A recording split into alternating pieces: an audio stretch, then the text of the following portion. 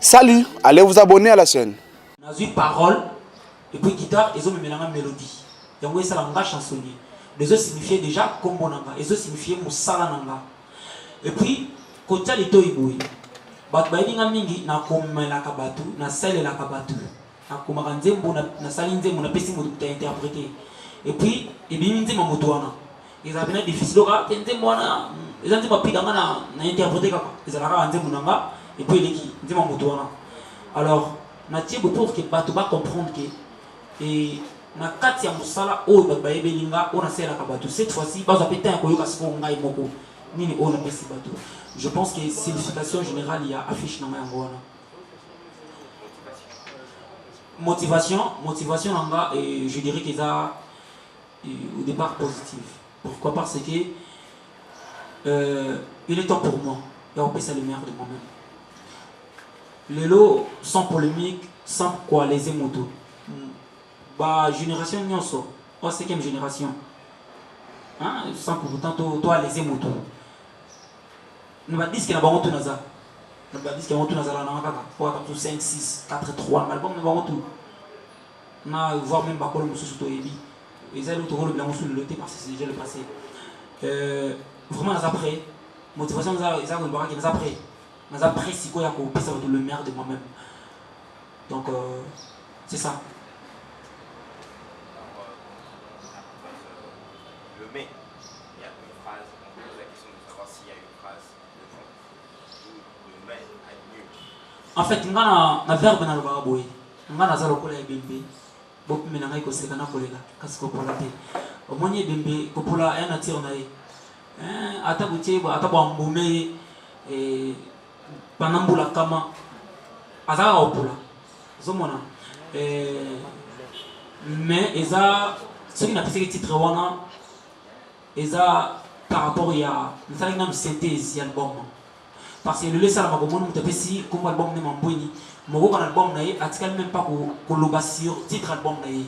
Alors nga comme étant chansonnier naza na capacité à couper sa titre par rapport à conception et album nanga donc nasali étude album nanga nasali ba synthèse ceux qui besoin temps ko kanzimbo lokola l'art de mon âme, l'arme de mon âme besoin temps ko kanzimbo lokola son excellence. Je pense que vous comprenez pourquoi on a appelé ce titre en démo. Et puis, ils sont obligés de dire que ceux qui n'aiment pas son excellence, il faut avoir son excellence en démo. En réalité, non. Prenons l'exemple d'un démo local, ça m'a vraiment une explication pour tout le monde qui dit que l'autopsie. Ils ont comme œuvre, non pas. Dit que l'autopsie. Quoi faire dans ta fable. Dit que l'autopsie. Tu n'as pas autopsie, tu n'as pas si rien voté. Mais ce qui dit que on comprend que tout ça la autopsie. C'est-à-dire de décrire moi si qui toko ya moi si et toujours la autopsie ce que vous dites encore l'arme de mon âme nous bien l'arme de mon âme ce qui n'a son excellence par là n'est natira qui titre album dans la par rapport à composition nous on est na yembi yango composition en bas et puis n'a son excellence n'est natira qui titre album dans la donc c'est un peu ça point de suspension juste après moi. C'est ça. Donc, dès qu'on va même après la mort, la vie continue. On a bandé le sur explication pour te comprendre bien. Mais bien sûr, il faut que tu aies l'arme de mon âme. Vous devez comprendre pourquoi on a qui titre l'album parce que dans l'arme de mon âme, c'est un peu qui est là, mais par exemple, pour te comprendre. Nazoloba, mon longueur m'a belé et les qui kanda est balé. Et si au son de la maliwa, mon zo réclamé le sous matabi si elle fait. Ce que tu as aussi comprendre. Et si au son de la maliwa, mon zo réclamé le sous matabi si elle fait. Montre ata au renversé pile. Les congas jamais ils ont assis. En fait, dans la synthèse en Djembouana, nous avons tiré titre album. Donc, comme phrase, et Mousselana qui était dans ces 3 points, phrase où ils ont continué, il y a moins des albums. Donc, en général, si je peux répondre, c'est ça.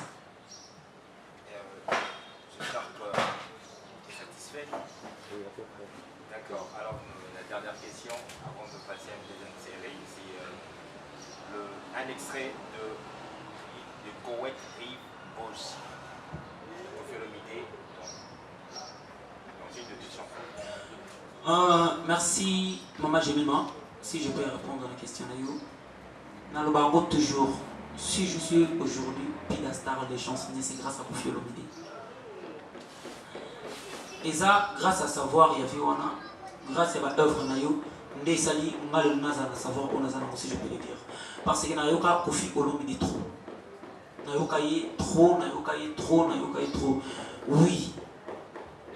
Et ça, des chansons motivants, n'a pas d'okoma.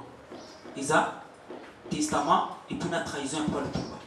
Mais grâce à Koffi Olomide, Ndé Nazoa Maïe, les Yakokomandé. Grâce à la composition, alors, Natalaki, Nazaki n'a moyen de récompenser. Yango, Nandina a juste un morceau en témoigné. Malgré Nyons, où il est entre la Koffi centrale, Namona Kamote. Namona qui le seul moyen de immortaliser l'artiste, voilà, ils ont besoin de témoigner. Ils ont parti en témoigner pour y parler. Donc, lui, c'est un moment si il n'y a pas qui m'a dit, ça ne dérange pas. On a la mission, il finit à parler. Donc, je continue à écrire. Nous allons passer à la deuxième série de questions.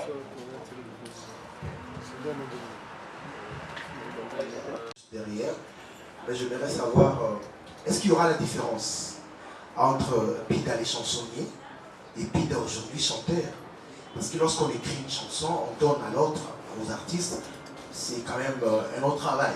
Mais lorsqu'on se met à chanter, et c'est aussi un autre travail, est-ce qu'on aura la différence?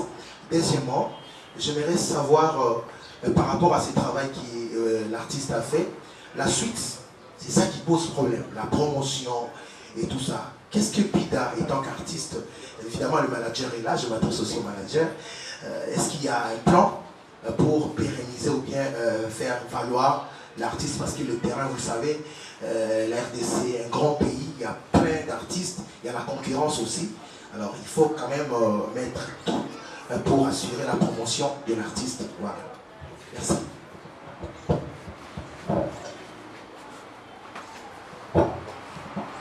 Bonjour, Force TV. Nous avons un Pida, on entend bien, nous avons un monastique dans la musicien. C'est ça, non? Si vous avez Pida, vous avez un monde où il y a la musique. Est-ce que vous avez un micro ou un banane ce qui va ça en possible? Deuxième question, Eza Pida ou Betelabiso ou Takiwapi pour les lots où on tombé au commun musicien. Voilà.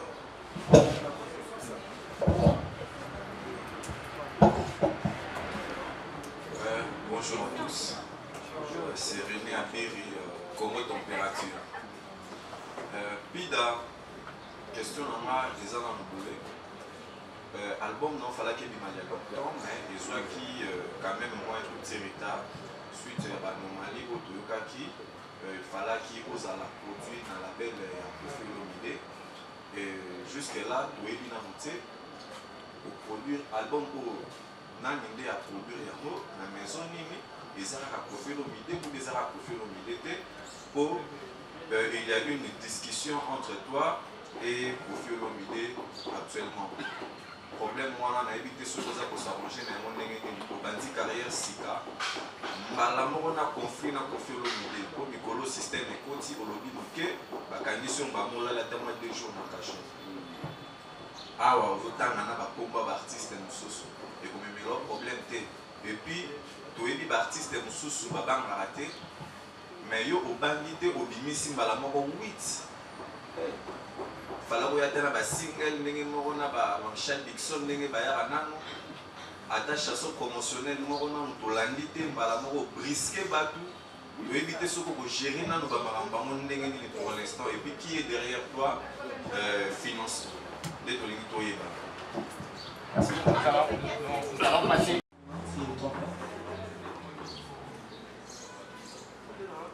L'autre sens, donc c'est ça. Merci. Merci pour éviter en avance. Mais on a un chansonnier. nayebika o nayebi bozwa temps ya koyoka nde album so boyoki album nde boko comprendre facilement nani o nazali et puis nini o nasali. Je pense que réponse na yango wana. CD, soit tu utiliseras ma flash, mais à l'extérieur c'est pas ça. Donc déjà pour atteindre les gens de l'extérieur, on s'est déjà bien organisé. Pour Kinshasa, la vente Nanto Bandite, on va commencer bientôt. Aujourd'hui c'est une conférence de presse pour annoncer la sortie présentée avec un album Nanoté. C'est pourquoi moi je vous dis et je vous rassure que cet album, et ça dans mon abattit révélé par là, je saute directement chez mon frère pour les bisous que conflit ou quoi, déjà là il faudra retenir un mot que Pidastar, maintenant là, on ne parle ni de conflit, ni de problème, ni de quoi que ce soit. Azan a un problème dans mon côté. L'objectif d'aujourd'hui, dans cette conférence, c'est juste vous dire que l'album mai arrive et vous devez consommer cet album de gré, c'est mieux, pas de force. Donc ça la nuance que vous comprendre que Banzembo est un album et ça Popino Neboyoka. Parce que Bissoto Yebi déjà de quoi est-ce qu'il est capable. Et alors on vous donne l'occasion, vous, nos chroniqueurs, nos frères et sœurs, pour aider Bissot, parce que lorsqu'on vous appelle vous, nous savons de quoi est-ce que vous êtes capable. Donc vos sites à vous sont suivis. Et cet album, mais nous savons que Nanzela Nabino, tout le monde aura l'occasion de le visionner. Et un point encore, il faut qu'il y ait un mot ici même en production. Jusque-là, il n'y a pas un producteur. Pidastar est son propre producteur jusque-là. Mais seulement un partenaire basé à Bino. Ici, Kopetoza, Palm Beach, c'est l'un de nos partenaires. Donc Tokyo Badotan a été l'été, mais quand même, on a beaucoup de partenaires. Merci beaucoup. Excusez, si je peux encore contribuer, ou soit, je ne sais pas comment dirais-je, ajouter dans la question à Jean-Cy Poli. Nga naza chansonnier, vi na ngeza nzembo. Depuis na mi yeba o nga naza, je pense qu'il na sala ka nzembo. Koko Mapida, il y a musicien, donc leader et groupe. Na Pida, star Obaïba qui a parolé au chansonnier à côté qui la bat Banzembo. Je pense qu'il n'a pas le même. Vina ngeza nzembo. Et ça est là au moro déjà facile na vina ngalo au Banzembo donc ça Banzembo na komina. Dans mon blog on a bien moi. Dans le blog vous avez na facile pour ngeza pour ça Banzembo et puis na komina. Le blog c'est facile donc ils a facile moro na éviter. Donc il y a un moment où on a s'appuyer mingi na danse na générique. Pour ça on a s'appuyer qui plus na générique on a moins scandale. Il y a mon comme de la forme en Nzembo, est-ce que quand on a Nzembo, on n'a même pas respirer dans le générique. Pour ça, il y a ce Nzembo générique, non, on a évité. Ils avaient un moment qui m'a dit, dans la zone qu'on est au Teka Nzembo, nous qu'on est au Salaka Nzembo, comme preuve, les locaux après conférence, dans ce style. Donc, nous avons un collègue, que je ne peux pas citer les noms. Donc, c'est les autres contenus, Kakane Boydinga, Kakane Boybatinga, nous avons continué au Salaka Nzembo, il y a Teka, et pour moi, nous avons hésité, pour hésiter au Kangama. Moi, ça va terre fertile. Donc c'est un peu ça, bref c'est ça. Et puis on a côté, il y a un partenaire, producteur maintenant, mais sauf qu'à un niveau il y a Hambourg, tout ça un distributeur, où on a chargé ma production, distribution, machin, Maman Rosette, c'est aussi pas là. Et il y a un Kabiso, na niveau de banda. Il y a des gens qui banda et des bandas Maman Rosette, il y a une équipe Mobimba, il y a vraiment une équipe. Si je peux citer 2 ou 3 personnes, Bazana Nani Gilles Paul de Goulombo et Bazana qui a encore le nom Gary Miguel et qui a encore Bazana vraiment moi qui est les Bouna, Bazana vraiment équipe même temps j'ai rappelé Maman Rosette qui est aussi pas là la patronne à Congo Température Congo Température production donc présente donc il y a un distributeur Nabiso donc c'est un peu ça que je peux ajouter. D'accord, René, Oda, c'est ma réponse aussi de même. Alors, pour répondre à la question à Frédéric Kimé, on va poser une question d'abord à l'image d'ailleurs. Et en même temps, est-ce que tout le monde qui va passer à la musique? Frédéric Kimé, toute question, moi, ma lame, mon cas, il faut répondre au plus ma lame. Mais liboso na yo afandi azaka pida star le chansonnier. Non, c'est que la mingo bien le 25e veillard au la parole en Nico Simonovic Ambrel, Signora Calmontero, Signora Fogueta. Un artiste pas comme les autres. Nazala Mouto Tunati. Mala Banzo commencé en 2005. En 2006, au fond, on a eu tant que nous avons makambo au ça la next day. Au CP na banzo na indirectement. Au yebate que ça on a commencé boire. Sopeka. Et ça en 2006 3 chemins. Na bando kuma kala prévu. Nazala Mouto na Tunati. Au monde ba olo mingi. Ba frère na tout le monde bazao. On a participé na balbum Bongo comme état chansonnier. Au lina tout na question na tout na loco la nani. Ba grand oyozo quand ça va grand. Baza pe ba grand, 42 baza ba grand là. On m'a pas le Tumba. Malheureusement, na ndemo na immortalisé pas le Tumba. Je pense qu'il faut voyer comme PKK. Et puis on a fait rigoler juste des nuances. Et na mi okima. Mais bref, na za monter autour de la tête, ça pas le Tumba. Na ninga ma bête. Merci. Alors, merci beaucoup. Avant de continuer, nous allons encore écouter 3 titres.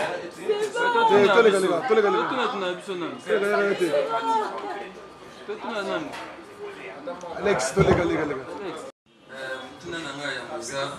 nayoki déjà que participation ya fait regola kunengana tuna banani va participer à featuring to bene na simeza à featuring ba guitariste banani et banani va participer na mais pourquoi choix na par exemple Ferry pourquoi choix ya Ferry Gola si longtemps vous travaillez bien na artiste ebele et nayoki pe nevi ya répondre puis les gens ne peuvent pas participer donc question na ngeza pona bato va participer pourquoi choix na bango et Moussousou Ezali Frida Fulgence les chansonniers, les paroliers, tout le monde système, les chansonniers, les paroliers, et ça va pas si les paroliers, la musique n'a pas aussi, pas katana. Moi, je suis Félix Oazé, quand tout le monde a mis Mingi, il y a un makelele à katana. La mesure n'est ni aussi pour que vous à la caca. Trop jeune, on a besoin d'après 10 ans, 20 ans, tu vas dire que tu as un nom comme ça. La voix n'a pas comme tout ce que Moussousou Ezali, en tant que parolier ou chansonnier, est-ce que au CPLAK, tant que tu as pour que un succès, tout au CPLAK se retrouver dans le tchotcho na poche. Parce que dans un reportage sur les droits des artistes, il arrive que Manu Dibangu, ce qui a commencé trop dire, ce qui est le Manu Dibangu, mon entier tout le belakaye pour les apprendre Stama tout ça au Michael Jackson a vraiment parti dans le yo Frida Pida pardon Frigence Yepsabiso est-ce que au CP la rapport va péter à Bandemuna au CP la rapport chaque mois le chucho je vais battre trois na moi maintenant je suis dans ya mwana na centré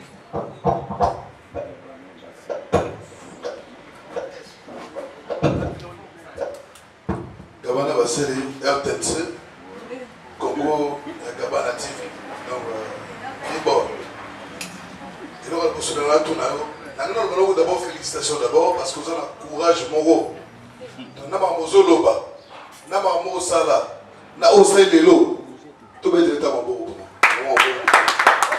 Parce qu'à ton âge, Banzemo Yebiso Lelo, si réellement ils ont tout ça, nakoloba na biso to sous-estimé parce que aux alentours tout le monde les camoufler.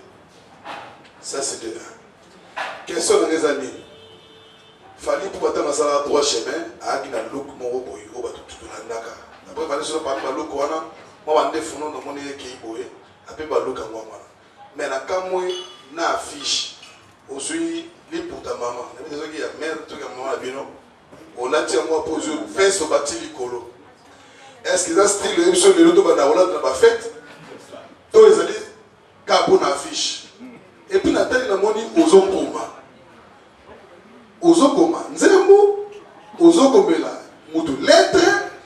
Donc ozosema mutu demande des sponsors n'engé pas Thierry Kabamba avant exhibition. veste te azwi te mpona tie na kati et puis guitare yango afobeta guitare nayebi te kolongola fula wana to obetaka ndenge wana. Alors deuxième question ezali eza mpasi lelo komona moto akomaka andimaka kaka ke ndeko ave lutumba akoma nzela ebele anoke jamais toyoka voix na ye rien que ye. Alors bato to batikali bafélix oaze kwa badeuxième boesi bafranki sekia bato to oyo totoni basala banzembo bakaba banzembo après bakabaya koyemba vie lutumba kaka ye moko moto depa akaba banzembo ti lelo ayembaka te. Alors oyo style nini olandeli yo style ya bavie lutumba ya badeuxième boesi ya ba moto kocha fa kofere ya baniarkos mpo niarkos basaka nzembo bapascal poba to nini na région sur le débat Pascal Poba. Bon. Maintenant il se le mot. Tant qu'on sait les locaux, il faut faire attention. Pascal Poba ça va banzer me belé, la va faire de l'amour. Mais tant qu'on sait l'album à Liboso. Deuxième album Tilelo là ça fait 10 ans. Tu n'as pas peur que Nengue ont embrassé le système où il y a beaucoup de la banzem pour les facile de vous la banzem pour tout bayo kayo au risque moi na Liboso ni balé maman na bino maman leki na bino na balé no bayo kamo. Merci. Et puis troisième, bravo, Baba. Okay. Une troisième personne et puis troisième, on va. Merci beaucoup. C'est Killer qui décide. Pistar. Je crois que Pida, Frégence, pour Jésus-Christ, il a fallu qu'il y ait aussi un Jean-Baptiste pour que les élèves aient bien bâti. Alors moi j'aime en fait, parce qu'on est fatigué de voir le même visage qui revient où ils ont fait sa biseau et tant qu'on nous oublie 5 mois après ils ont fait sa biseau à moi en cassidon. J'aime la relève en fait de la musique congolaise. Sans ignorer nous tous qui sommes ici aujourd'hui, ça vient que notre musique a beaucoup d'érosion. Alors toi en tant qu'artiste et aussi ces personnes qui t'entourent, est-ce que réellement vous aviez bien regardé les érosions? Parce qu'il y a un adage qui dit avant de vaincre une érosion, il faudra d'abord connaître la tête. Est-ce que réellement vous avez décelé le tête qui ronge la musique congolaise pour que vous embrassiez Zélabo? C'est ma plus grande peur. Je te veux. Je veux que tu restes parce que je veux que tu sois là. Et preuve déjà, Sopeka, c'est parmi les meilleures chansons que j'ai toujours aimées. Félicitations, écoute chapeau à toi. Donc c'est pour te dire que je te veux. Et Kolinaomi Sali que n'a posé question parce qu'on a besoin de ça. Ok, merci. On prend d'abord, on répond. Salut, allez vous abonner à la chaîne.